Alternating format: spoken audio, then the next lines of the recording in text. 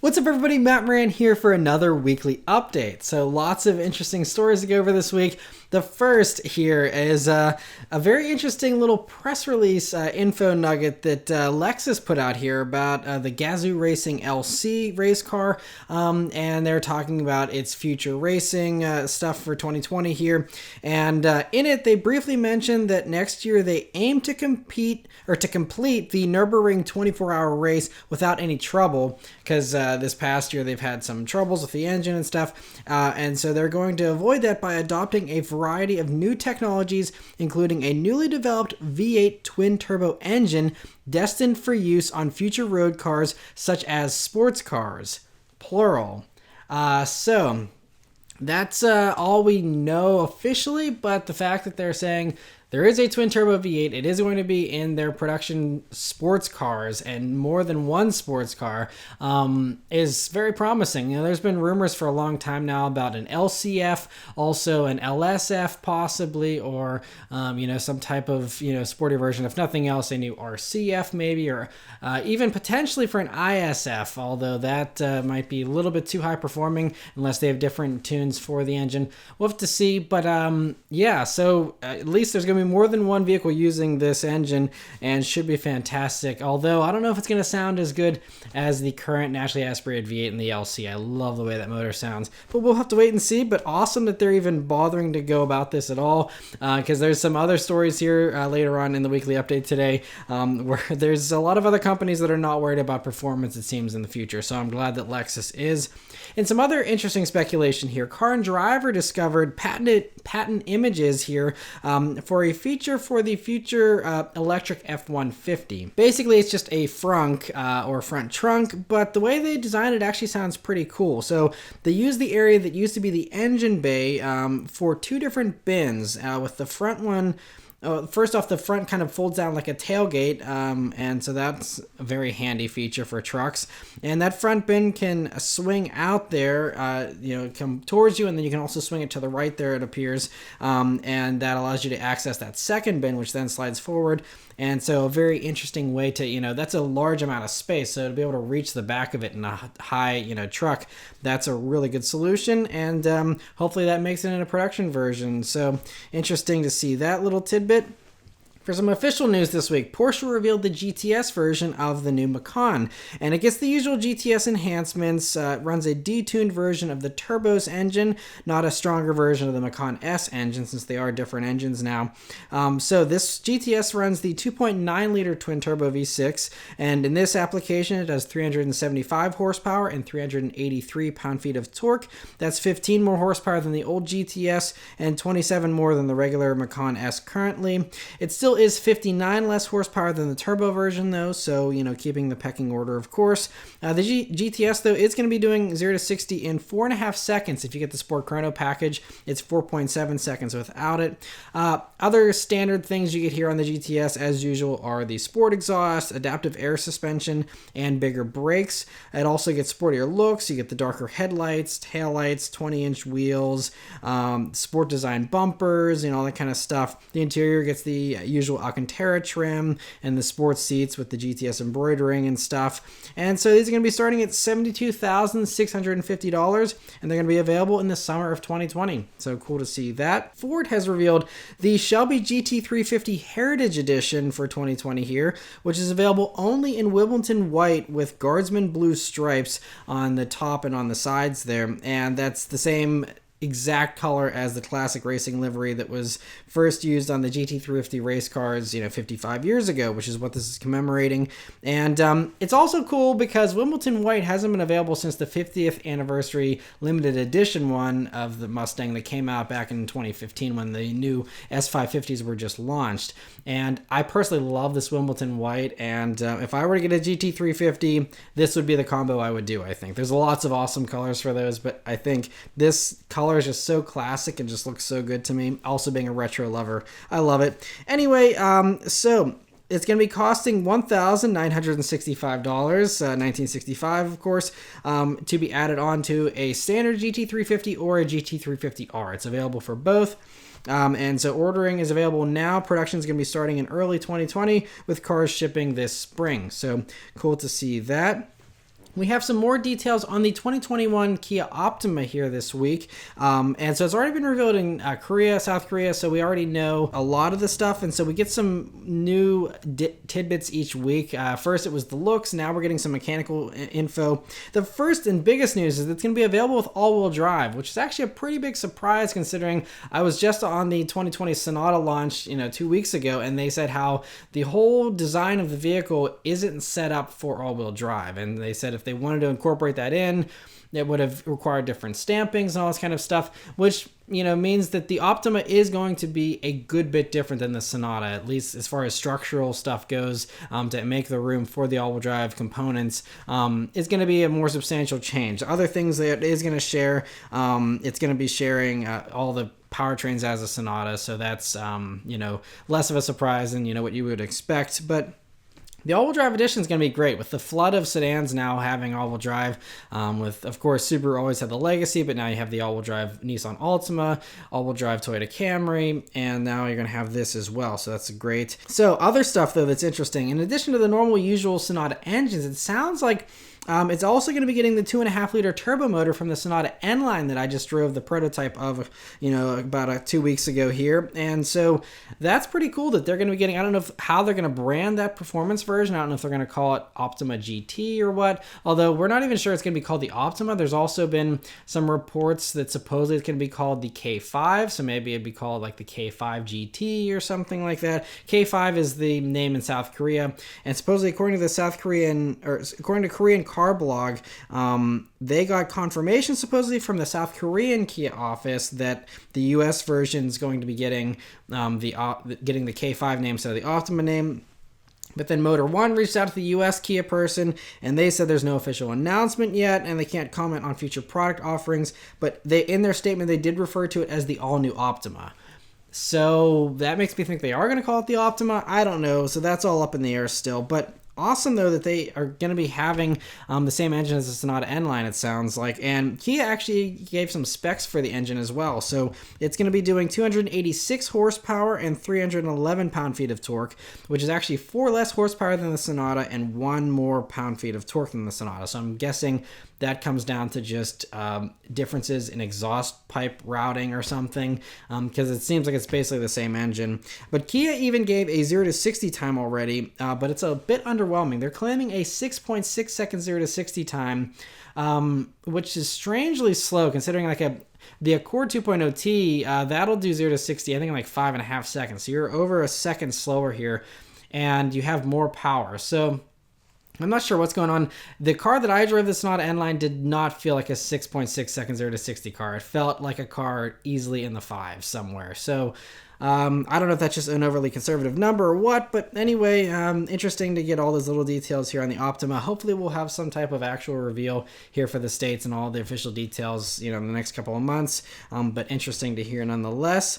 And another big news story this week is FCA and PSA, which is Peugeot, Citroën. They have officially agreed to merge. So the merge was already announced, a couple of months ago, but they officially signed everything. They worked everything out. It's all actually happening. So it's going to take still 12 to 15 months, they're saying, to actually finalize the merger and merge everything, since it's such a massive merger. They're now the 4th largest automaker in the world with all their brands combined. And they did agree to keep all the brands as well, at least for the time being. So this means Fiat, Chrysler, Dodge, Jeep, Ram, Alfa Romeo, Maserati, Lancia, Peugeot, Citroën, DS, Opel, and Vauxhall are all continuing, and they're all going to be under that banner of FCA and PSA, although we don't have an official name for what they're actually going to call the combined thing. But yeah, and I don't know which of these brands are still going to come to the US. Peugeot had talked about coming to the United States.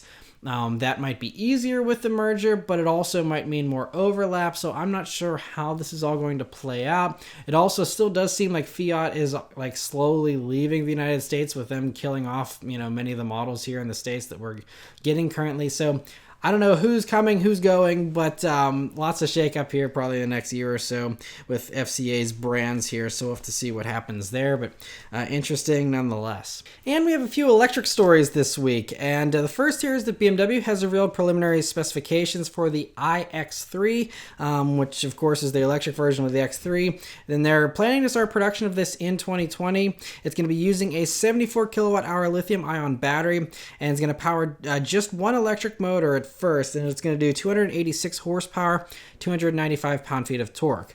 Interestingly, they noted that they aren't using any rare earth metals to make the motors, and they claim that it's going to be a little more eco-friendly the way they're doing it. So we'll have to see how that pans out. But they claim 273 miles of range on the European WLTP test cycle, which Autoblog expects will be brought down to about 220 miles by the EPA in their rating system. But it sounds like it's only going to be two-wheel drive to start. So most likely rear-wheel drive is what's going to be the starting point here for the iX3, which is kind of strange just because everyone who's buying a crossover these days wants all-wheel drive, so making it rear-wheel drive especially. Front-wheel drive maybe, but rear-wheel drive, I don't see how that's going to be too popular, at least here in the States. So of course they're going to be coming up with an all-wheel drive version, but the only way they'll be able to do that is with another electric motor, which could mean the only way to get all-wheel drive is with a massive price increase and a lot more horsepower.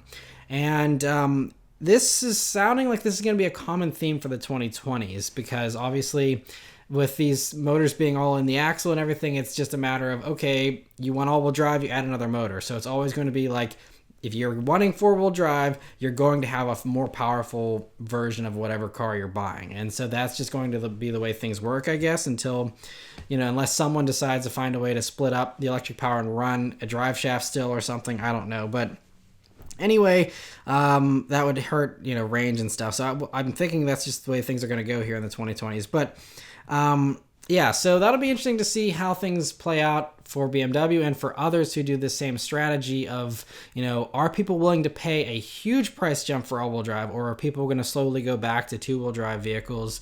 Because if it's always going to be tied in with a performance version for all-wheel drive, it's going to be kind of weird. A lot of people don't want a, fast vehicle. They just want all-wheel drive. So that'll be interesting to see how that ends up working out marketing-wise and stuff. That's all we have as far as that BMW iX3. But moving on to other stuff, Volkswagen is taking a similar approach to their EVs, with Autocar reporting this week that according to their high-ranking sources at Volkswagen, the new ID electric vehicles that are all going to be, ID 4, 5, whatever, they're going to be using a GTX badge to designate all-wheel drive versions. And supposedly those GTX badges have already been patented and trademarked and all that kind of stuff. So it sounds like a pretty concrete thing. And so the X stands for all-wheel drive. GT is going to be, because it's going to be faster again, adding another motor to the front axle, giving it more power. And so just like how you have GTI for, the faster version of the Golf, and the GTD for the diesel faster version, and the GTE for the faster electric version, those ones we don't get in the States here. That's just Europe stuff. But it's going to be the same type of thing here, which again goes back to, okay, you want all-wheel drive, you're going to be getting sporty looks, stiffer suspension, all that kind of stuff. And I don't know how many people are going to go for that. I honestly think it's going to keep a lot of people in gas-powered vehicles if they're like, well, I want an SUV, but I want all-wheel drive, so I guess I can't get anything electric because I don't want to have 500 horsepower. So I don't know. I mean, it might not be that extreme because, for example, the ID Space Vision concept car, the regular single motor version did 275 horsepower and 405 pound-feet of torque, but with that front axle motor for all-wheel drive, the car got bumped to 335 horsepower. So even though it was like a 100 horsepower electric motor in the front, you didn't get a 100 horsepower jump. It was more like a 60 horsepower jump, and then that one did 486 pound-feet of torque as well. So a big jump, but again, only about 80 more pound-feet there. So it's not a massive change, but still you're jumping by, almost 100 pound-feet of torque. That is a huge difference, especially for American consumers that are dealing with 150 pound-feet of torque in the average small crossover to begin with. So we'll have to see how that plays out.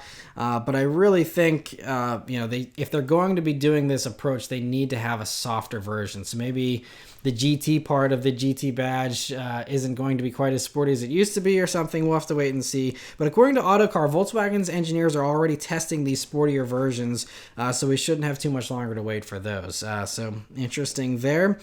Mercedes, there's a bunch of stories here combined with Mercedes this week. So first, they teased their electric EQA, which is the electric version of the GLA that was just revealed last week.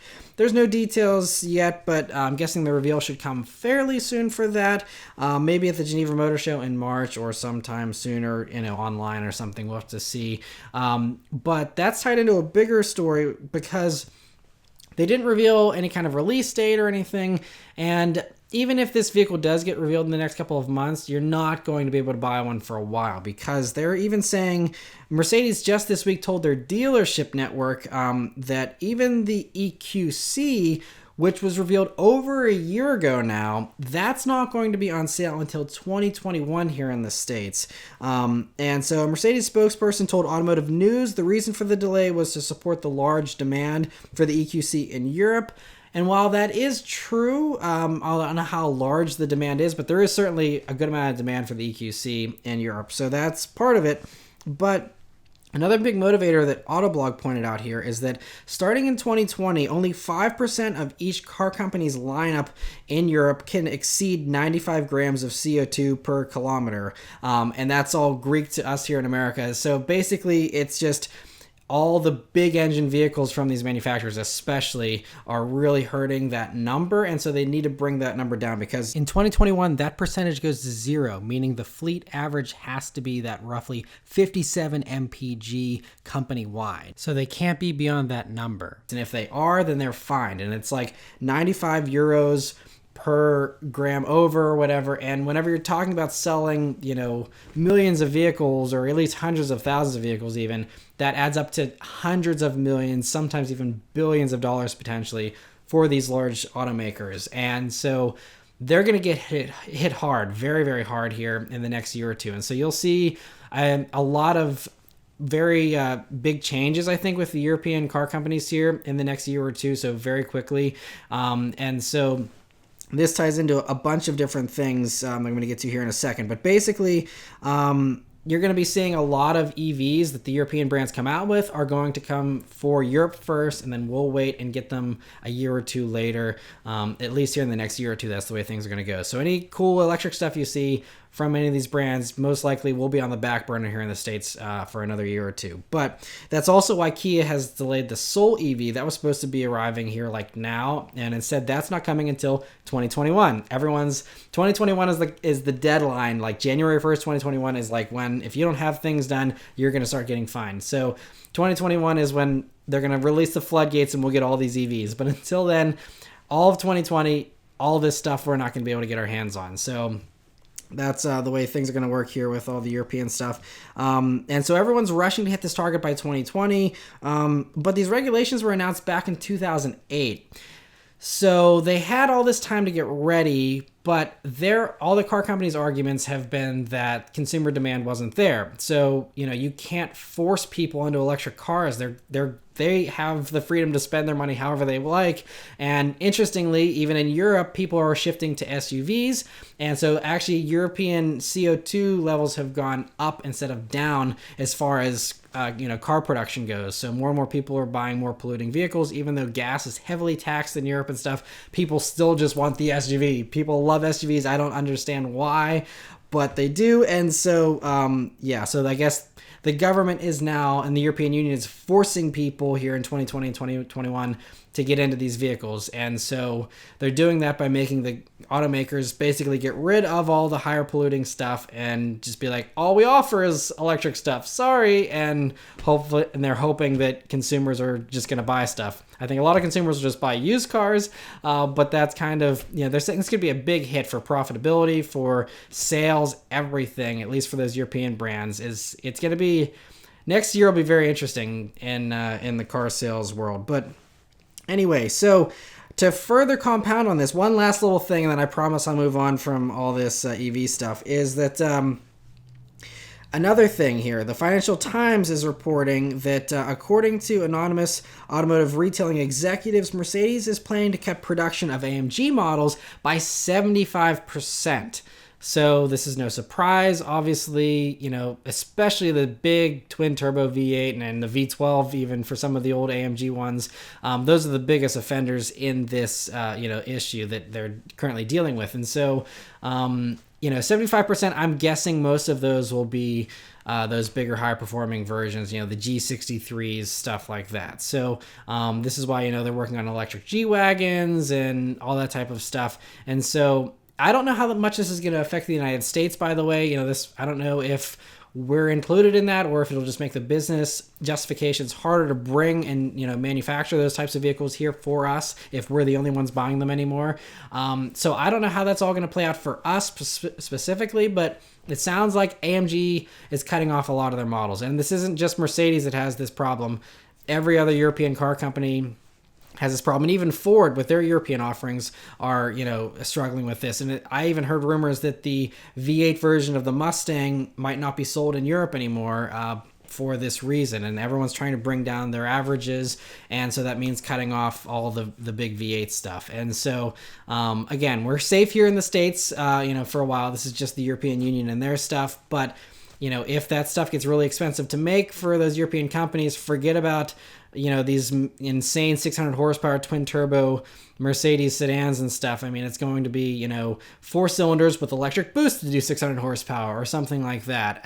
So that's probably the way things are going here. I hate to be the bearer of bad news for all of us V8 lovers, but you can always buy stuff now. You can always buy stuff used. We can keep the passion for the V8 alive, but getting new stuff, it sounds like it's going to be more and more rare here in the 2020s. Going along with this, though, we have a couple of Cadillac stories here this week.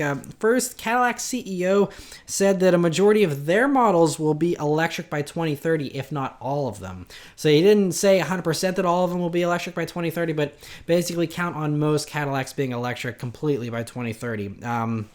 So again, that's 10 years away, still a long ways off. But the rumors that they had planned to show their new electric crossover at CES in January that was teased at the beginning of this year in 2019. And, it looked very interesting. It was just a quick little snippet we saw there. But because of the union strike, that debut isn't going to happen, and the vehicle isn't ready in time, supposedly. So it's going to be revealed sometime in the first half of 2020 now.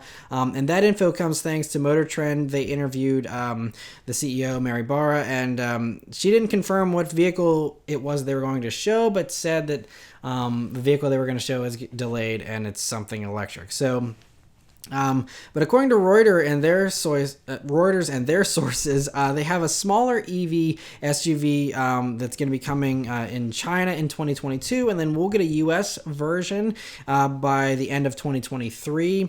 And a large Cadillac SUV that's going to be electric is also going to start production by the end of 2023. And I don't know if that's just going to be called an Escalade EV or if they're going to call it something unique. But speaking of names, they did say that all these new electric vehicles that Cadillac's rolling out will use actual names instead of the current letters and numbers that they currently use. So I think they're seeing that Lincoln's had some success with ditching the whole alphabet soup thing and actually going for real names. And I think Cadillac wants to do that as well. I mean, Cadillac has so many great names. I mean, a lot of them are still kind of old-fashioned sounding, but they could just, even some of their concept cars recently have had really cool names. So I'm hoping that they do some really attractive names here on these new vehicles. But the last little thing is Cadillac CEO said that they're going to be redoing the gas models one last time. So again, we're talking about 10 years in a 10-year period. Most of these vehicles have a 5-year life cycle or so before a new version. So like the brand new Escalade probably won't be the last new Escalade. There will probably be, a new gas Escalade in 2025 or whatever. And then the new one in 2030 will be a fully electric version or whatever. So again, this is still big picture, way far off stuff. But that's kind of what they're saying is they're going to do one more generation of gas stuff after this brand new stuff, and then that's it. So that's about like what we've heard. Like Volkswagen said earlier this year that the 4-cylinder gas engine that they're working on now is the last one they're going to make, and after that thing has its life cycle of 10 years or whatever, there will be no more 4-cylinder from Volkswagen. They will not have one in the pipeline. So same kind of thing here, nothing too crazy. But the other Cadillac story that's a little more normal and more present is that they teased the interior for the 2021 Escalade and announced that it's going to be revealed during the Oscars in LA on February 4th. And so they revealed here that it's going to have this massive 38-inch curved OLED display that they claim has twice the pixel density of a 4K television. I don't know why they don't just call that 8K like they do for 8K TVs. But anyway, they say that this screen enables bold imagery, perfect blacks, and the largest color range available in the automotive industry. Which sounds nice, but this is a gauge cluster and an infotainment display, which you're not supposed to be staring at all the time. You're supposed to be staring at the road. So I don't know how much you're going to be able to appreciate, the deepest blacks and all this great, visuals. I mean, obviously, if you're parked and stuff, it's going to be great, but, it's not quite as important, I think, in a car screen as it is in a TV screen that you're actually staring at 100% of the time. But I think it's going to be awesome, very impressive. I mean, it's a massive display and should, I'm sure, wow a lot of people, especially in the Escalade demographic. Before the Escalade is revealed, though, the other GM full-size SUV that's coming is the GMC version of the Tahoe and Suburban, which is the Yukon, of course, and the Yukon XL. And so GMC confirmed to Autoblog that the Yukon reveal is going to be happening January 14th, so in a couple of weeks here, and expect basically the same shape as the Tahoe and Suburban, just with the GMC Sierra truck front end, since that's what they basically did, took the Silverado front end for the Chevy versions. So that's, what I think you can expect there. So we'll keep an eye out for that. BMW this week has revealed the price for the M2 CS, and it's nearly 25 grand more expensive than an M2 competition, starting at $84,595. And so the CS versions have always been a huge jump up in price, but this is, for a more affordable vehicle like this, that's a big jump. It does get you, the new, more powerful engine, some weight savings, and lots of other enhancements.